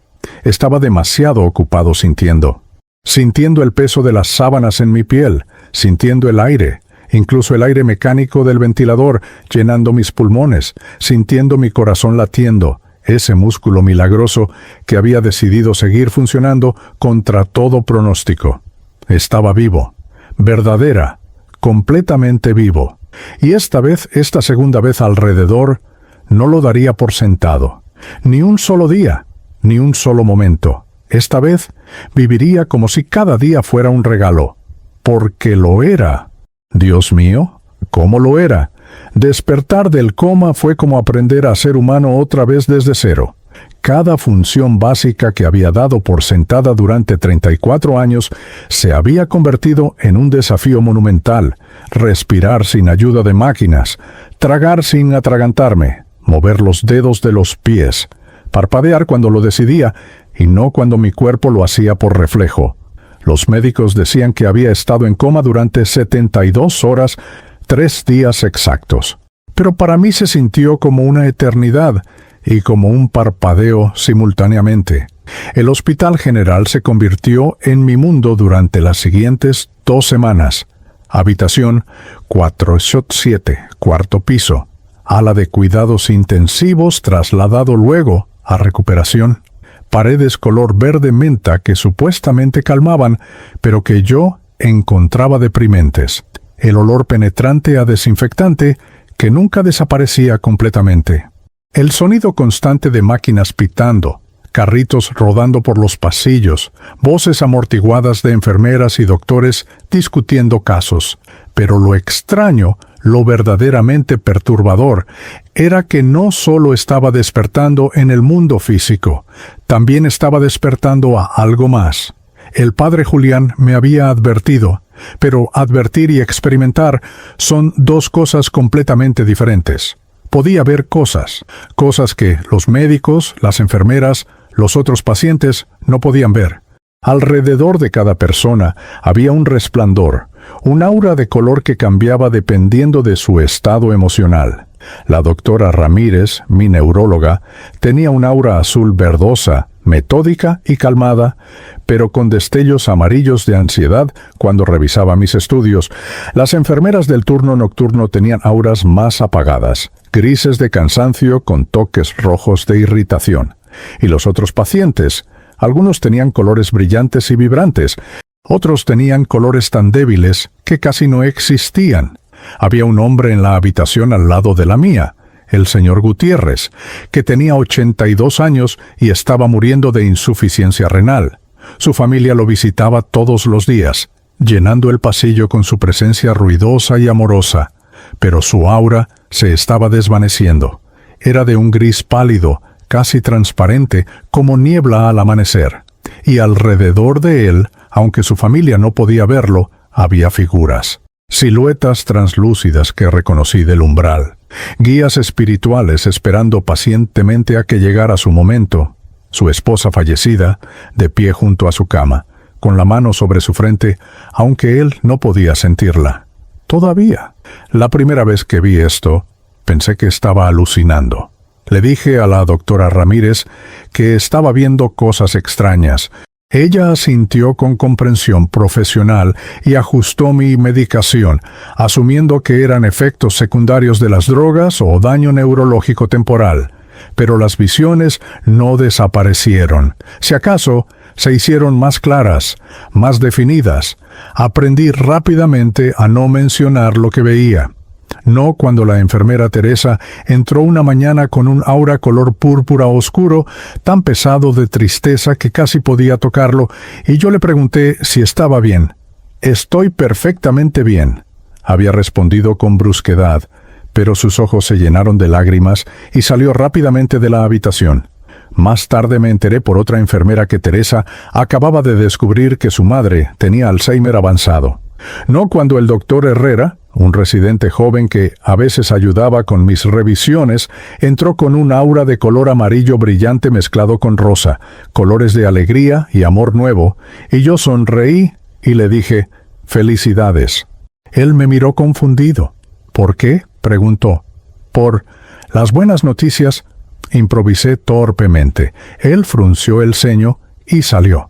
2 días después, lo vi en el pasillo, mostrándole fotos a las enfermeras. Su novia había aceptado su propuesta de matrimonio la noche anterior. Él no me había dicho nada. No podría haberlo sabido, pero lo sabía.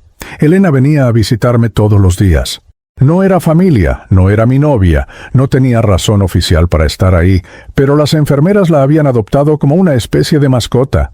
La paramédico que lo salvó, la llamaban, le permitían entrar incluso fuera del horario de visitas. Se sentaba junto a mi cama y me contaba sobre su día, sobre las llamadas de emergencia que había atendido, sobre el tráfico imposible de la Ciudad de México, sobre cualquier cosa excepto lo obvio, que había algo extraño pasando entre nosotros, Una conexión que ninguno de los dos sabía cómo nombrar. Su aura era extraordinaria. Nunca había visto algo así. Era de un verde esmeralda brillante, el color de la sanación y la compasión, pero con hilos dorados entretejidos que hablaban de propósito espiritual. Y cuando me miraba, cuando nuestros ojos se encontraban, su aura se expandía, se hacía más brillante, como si mi presencia la energizara de alguna manera fundamental. ¿Recuerdas algo?, me preguntó un día durante su visita. ¿De cuándo estabas, fuera? Era la primera vez que alguien me preguntaba directamente. Los médicos me habían preguntado sobre dolor, sobre síntomas, sobre funciones corporales. Mi hermano Santiago, que finalmente había venido al segundo día después de que desperté, me había preguntado cómo me sentía, pero había evitado cuidadosamente cualquier tema más profundo, la incomodidad de nuestra pelea, no resuelta colgando entre nosotros como una cortina pesada. Pero Elena preguntaba. Realmente quería saber. La miré, estudiando su rostro. 26 años, me había dicho. Recién graduada del programa de paramédicos. Este era su primer año trabajando. Tenía el cabello negro recogido en una cola de caballo como siempre, algunos rizos rebeldes escapando alrededor de su cara. Sus ojos eran color café oscuro, casi negro, y en ellos veía algo que reconocía: una apertura a lo inexplicable, una disposición a creer en más de lo que se ve. Recuerdo todo, dije suavemente, cada segundo. No fue un sueño, Elena. No fue una alucinación inducida por falta de oxígeno. Fue real, más real que esto, incluso. Esperaba escepticismo. Esperaba que me mirara como los médicos me miraban cuando mencionaba algo que no encajaba en sus paradigmas científicos. Pero en cambio, ella solo asintió. Lo sabía.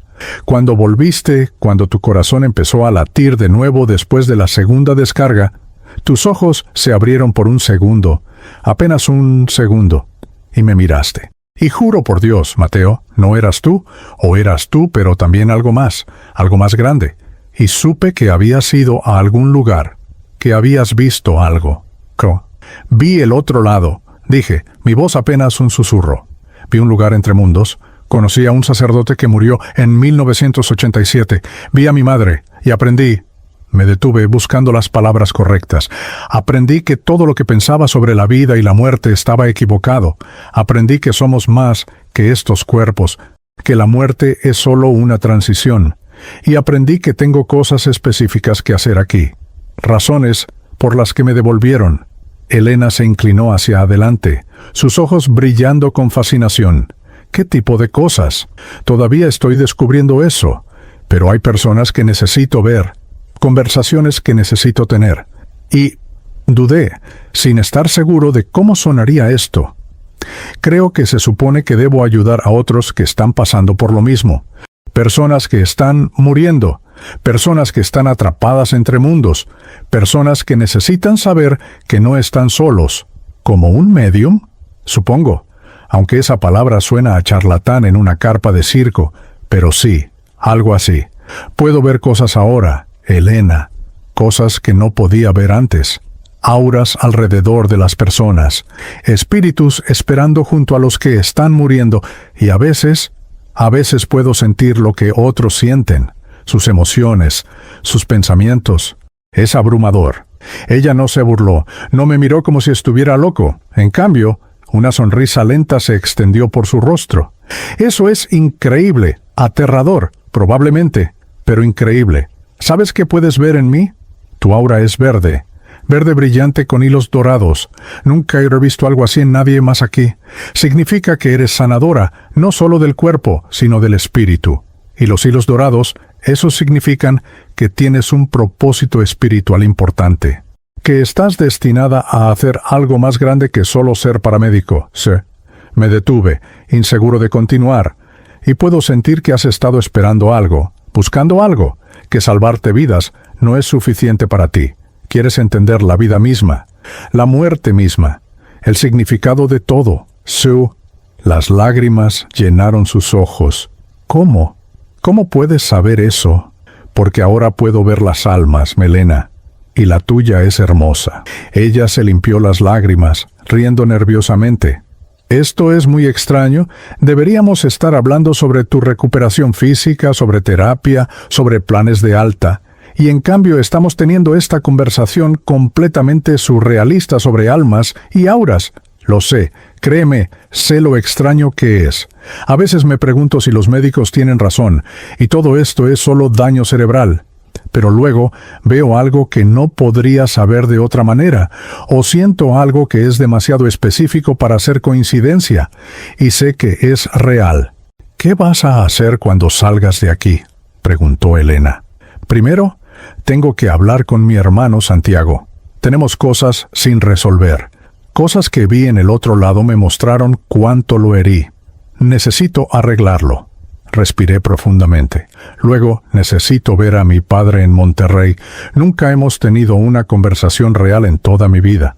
Siempre fue distante, frío, especialmente después de que mamá murió. Pero lo vi en una visión, y está destruido. Necesita saber que lo perdono, que entiendo.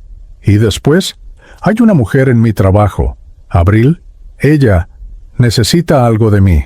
No sé exactamente qué todavía, pero en el umbral me mostraron que en 8 meses ella va a estar en crisis. Y se supone que debo estar ahí para ella. Y también hay un proyecto, un mural en el metro.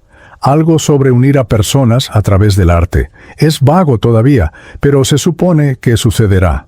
Elena asintió lentamente. Eso es mucho para una persona que técnicamente estuvo muerta hace 2 semanas. Dímelo a mí, respondí con una sonrisa débil. Pero no tengo opción. Me dieron una segunda oportunidad por una razón. No puedo desperdiciarla. No después de ver... Me detuve, emocionándome. No después de ver cuánto importa cada vida. Cuánto impacto tenemos en otros sin siquiera darnos cuenta. Viví 34 años pensando que era insignificante. Ahora sé que nadie es insignificante. Todos somos hilos en un tapiz gigante. Si un hilo se rompe, todo el patrón se ve afectado. Creo que necesito escuchar más sobre lo que viste, dijo Elena. Creo que necesito entender, porque yo también he estado buscando respuestas. He visto morir a demasiadas personas. He hecho RCP en demasiados cuerpos que no volvieron, y siempre me pregunto, ¿a dónde van? ¿Hay algo más? ¿O esto es todo? Hay mucho más, le aseguré. Mucho más de lo que cualquier religión o filosofía ha captado completamente. Es más hermoso y más complejo y más simple de lo que imaginamos. Y cuando sea dado de alta, cuando esté más fuerte, te contaré todo. Cada detalle. Si quieres escucharlo, quiero, dijo inmediatamente. Realmente quiero. Esa noche, después de que Elena se fue, después de que las enfermeras hicieron su ronda final y apagaron la mayoría de las luces, estuve acostado despierto mirando el techo. El hospital nunca está completamente silencioso. Siempre hay máquinas pitando, gente tosiendo, pasos en los pasillos, pero en la quietud relativa extendí mis sentidos recién despertados, dejándome sentir el edificio a mi alrededor. Podía sentir al señor Gutiérrez en la habitación de al lado. Su respiración era laboriosa, irregular. Su tiempo se acercaba. Los guías espirituales que lo rodeaban se habían acercado más, preparándose. Su esposa fallecida estaba susurrándole al oído, palabras que él no podía escuchar conscientemente, pero que su alma comprendía. Podía sentir a una mujer 2 pisos abajo que acababa de dar a luz. Su aura explotaba con color rosa brillante y dorado, alegría pura mezclada con amor abrumador. Su bebé, tan nuevo en este mundo, tenía un aura blanca prístina, sin manchar todavía por las complejidades de la existencia humana. Podía sentir a una familia en la sala de espera, esperando noticias sobre su hijo que había tenido un accidente de moto. Sus auras eran de un rojo oscuro de ansiedad, miedo, amor desesperado. Y en la sala de operaciones podía sentir la lucha del cirujano, la determinación de salvar una vida, la danza delicada entre habilidad y suerte y gracia divina. El mundo estaba vivo de maneras que nunca había percibido. Cada persona era un universo de emociones, de historias, de conexiones que se extendían en todas direcciones como una red invisible. Y yo ahora podía verlo, sentirlo. Era hermoso y aterrador a partes iguales. «Mamá», susurré al techo, «si puedes escucharme, Tux, necesito ayuda. No sé cómo hacer esto. No sé cómo vivir en dos mundos a la vez. No sé cómo ayudar a las personas que se supone que debo ayudar cuando apenas puedo ayudarme a mí mismo». No esperaba respuesta, pero la obtuve. No en palabras, sino en una sensación. Un calor que se extendió por mi pecho. Una presencia amorosa que reconocí inmediatamente. Mi madre.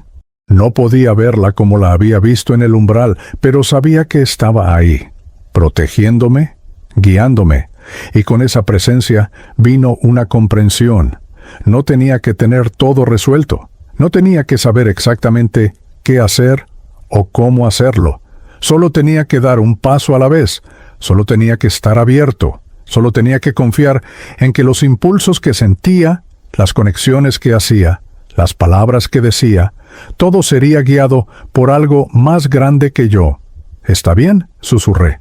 «Aimant, confío. Confiaré». La presencia se intensificó por un momento, como un abrazo, y luego se desvaneció. Pero no desapareció completamente.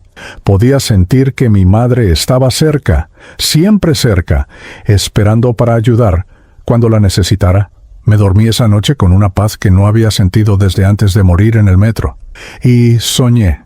Soñé con el futuro que el padre Julián me había mostrado. Vi a Santiago sosteniendo a su hijo recién nacido, Emiliano, con lágrimas corriendo por su rostro. Vi a Abril sonriéndome desde el otro lado de una mesa de café, su aura brillante y sanada. Vi un muro enorme en la estación Valderas del metro, cubierto de un mural vibrante pintado por cientos de manos diferentes. Vi rostros que no conocía, pero que de alguna manera sabía que conocería. Vi conversaciones que tendría, vidas que tocaría, diferencias que haría. Y cuando desperté a la mañana siguiente, el señor Gutiérrez había fallecido durante la noche. Las enfermeras hablaban en voz baja sobre cómo había sido pacífico, cómo había sonreído justo antes de irse, cómo su última palabra había sido el nombre de su esposa. Ellas no sabían que ella había estado ahí, esperándolo, guiándolo a casa. Pero yo lo sabía, lo había visto. Santiago vino a visitarme ese día. Se veía terrible. Ojos rojos de no dormir. Barba sin afeitar. Ropa arrugada. Se sentó en la silla junto a mi cama y no dijo nada durante un largo momento. El silencio entre nosotros era pesado, cargado de años de heridas no sanadas. «Pensé que te perdería», dijo finalmente, su voz ronca. «Pensé que te morirías y lo último que habríamos dicho el uno al otro serían esas cosas horribles en nuestra pelea. Pensé que viviría el resto de mi vida sabiendo que mi hermano murió pensando que yo era un fracasado». «Santiago», dije, y mi voz se quebró.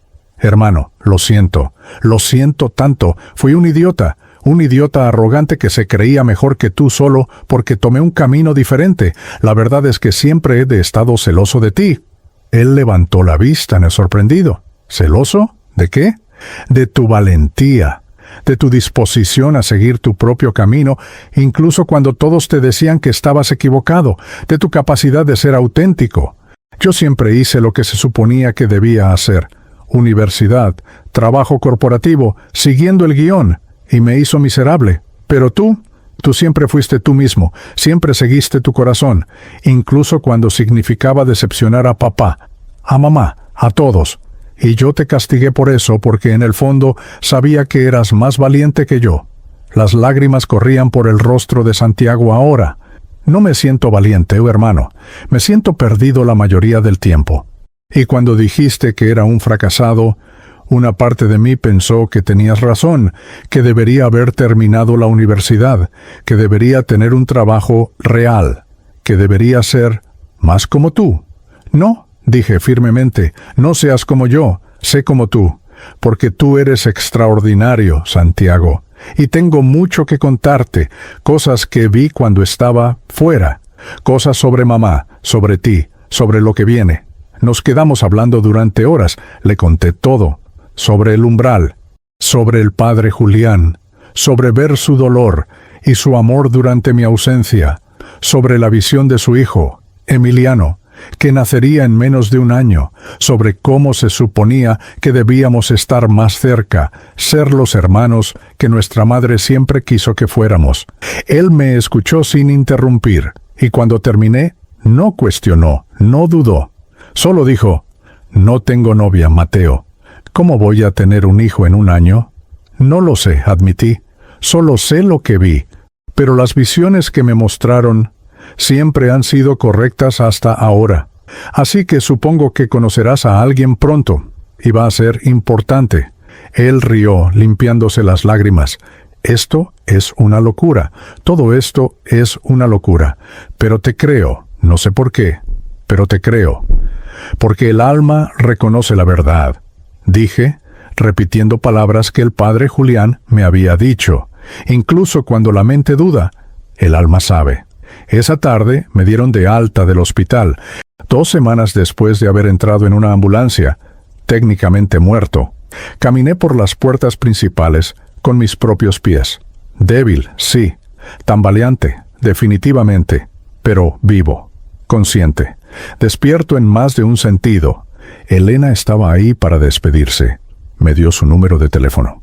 «Llámame cuando estés listo para hablar más», dijo. «Sobre todo, sobre lo que viste, sobre lo que significa.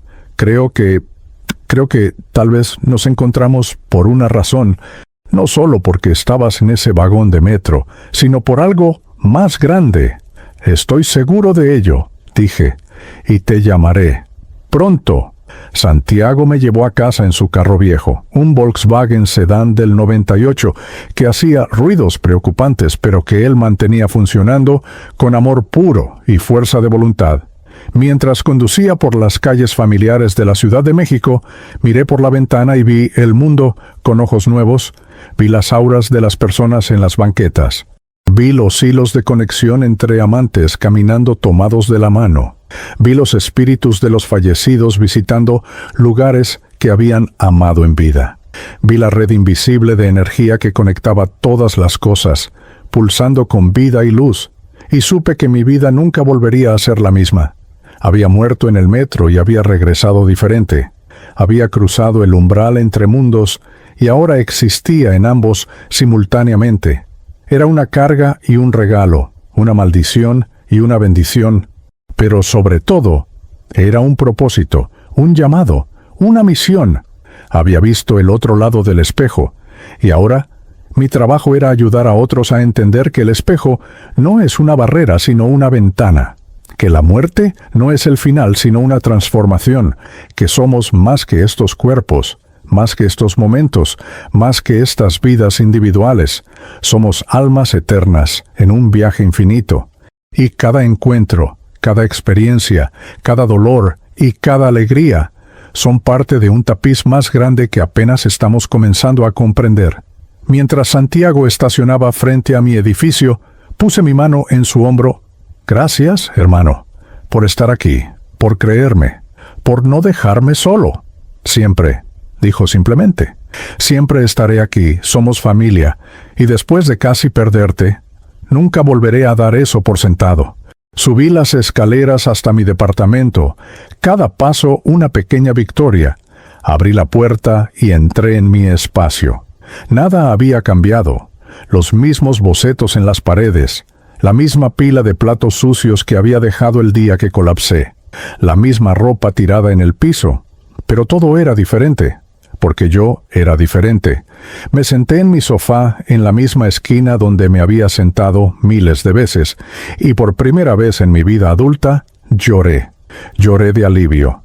Lloré de gratitud. Lloré por todo el tiempo desperdiciado y por todo el tiempo que ahora tenía por delante. Lloré por las personas que amaba y que casi dejo sin decirles cuánto importaban. Lloré por la belleza abrumadora de simplemente estar vivo. Y cuando las lágrimas finalmente cesaron, abrí mi laptop. Había estado apagada durante 2 semanas, pero encendió sin problemas. Abrí un documento en blanco y comencé a escribir. Escribí sobre el metro, sobre el desmayo, sobre el umbral, sobre el padre Julián y Carmela y Javier y la niña sin nombre. Escribí sobre mi madre, esperándome en el túnel de luz. Escribí sobre la revisión de vida y el dolor hermoso de ver la verdad completa de mi existencia. Escribí sobre la decisión de regresar y el precio de vivir entre dos mundos. Escribí durante horas, las palabras fluyendo como nunca antes, y cuando finalmente me detuve, exhausto pero satisfecho, tenía 40 páginas, el comienzo de algo, un testimonio, un relato, una verdad que necesitaba ser compartida. No sabía quién lo leería, no sabía si alguien lo creería, pero sabía que tenía que escribirlo, porque el padre Julián tenía razón. Con el don del regreso venía la responsabilidad de compartir, de ser un puente entre los mundos, de ayudar a otros a ver lo que yo ahora veía. Miré por la ventana. El sol se estaba poniendo sobre la Ciudad de México, pintando el cielo de naranjas y rosas y púrpuras. Y en ese cielo, en los patrones de las nubes y la forma en que la luz atravesaba la contaminación, vi señales, símbolos, mensajes del universo diciéndome que estaba en el camino correcto. Mi teléfono vibró, un mensaje de Abril. Escuché lo que pasó. Me alegra que estés bien. ¿Podemos hablar cuando te sientas mejor? Sonreí. Todo comenzaba. Respondí. Sí, tenemos mucho de qué hablar. Te llamo mañana. Y así, en mi pequeño departamento en la colonia Roma, con el sol poniéndose sobre la ciudad que casi me mata y que me devolvió a la vida, comencé mi segunda oportunidad. No como el viejo Mateo, el que sobrevivía día a día sin propósito ni pasión, sino como el nuevo Mateo, el que había visto el otro lado y regresado con un mensaje. Cada día es sagrado, cada encuentro es significativo, cada vida es un milagro. Y la muerte, esa cosa que todos temen, no es un final. Es simplemente otra estación en un viaje que nunca termina. Una estación de transferencia donde bajamos de un tren y subimos a otro, continuando hacia destinos que apenas podemos imaginar. Me desmayé en el metro y viajé hacia la luz, y cuando regresé, traje la luz conmigo. Ahora, mi trabajo es compartirla. Con cada persona que encuentre, con cada historia que cuente, con cada vida que toque, porque eso es lo que hacen las almas que han cruzado el umbral. ¿No guardamos el conocimiento para nosotros mismos? ¿Lo compartimos? ¿Lo difundimos? Iluminamos la oscuridad para otros que todavía tienen miedo, y aunque el camino por delante será difícil, aunque habrá días en que desee no haber regresado, aunque la carga de ver ambos mundos a veces será casi insoportable, sé una cosa con certeza absoluta: vale la pena. Cada momento difícil, cada desafío, cada lágrima. Vale la pena por la oportunidad de vivir, de amar, de conectar, de hacer una diferencia. Vale la pena estar vivo. Y esta vez no olvidaré eso, ni por un segundo. Esta es mi historia, mi testimonio, mi verdad. Morí en el metro a las 18:47 del 15 de marzo y desperté para vivir realmente por primera vez.